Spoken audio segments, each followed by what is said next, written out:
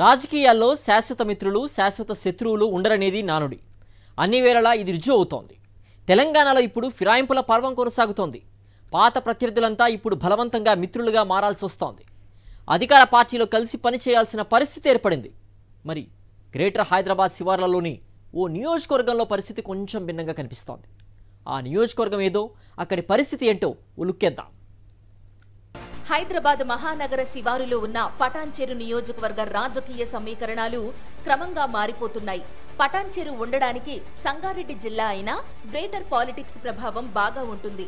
ఈ నియోజకవర్గంలోని రాజకీయ ప్రత్యర్థులంతా ఇప్పుడు అధికార కాంగ్రెస్ పార్టీలోనే సేదదీరుతున్నారు. మరి వీరంతా పాత వైరాలు మరిచి కాంగ్రెస్ లో సఖ్యతగా ఉండగలరా అనే చర్చ మొదలైంది.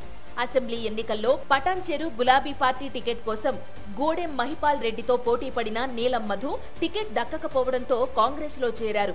పార్టీ లిస్టులో నీలం మధు పేరు ఉన్నప్పటికీ ఆఖరు నిమిషంలో కాట శ్రీనివాస గౌడ్కు కాంగ్రెస్ బీఫామ్ ఇచ్చింది.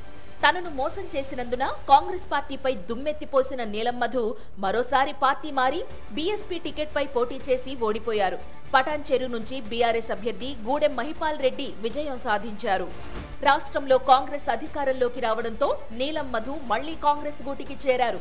పార్లమెంటు ఎన్నికల్లో మెదక్ ఎంపీ సీటు సాధించి పోటీ చేశారు.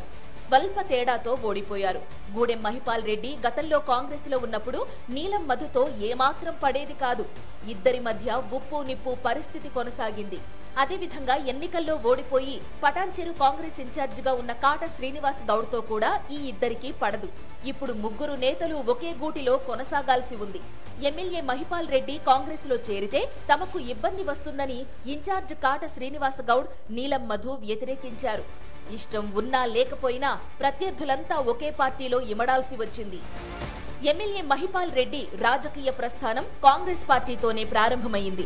ప్రత్యేక రాష్ట్రం ఏర్పడినప్పుడు 2014లో గులాబీ పార్టీ అభ్యర్థిగా పటాన్చెరు నుంచి పోటీ చేసి గెలుపొందారు.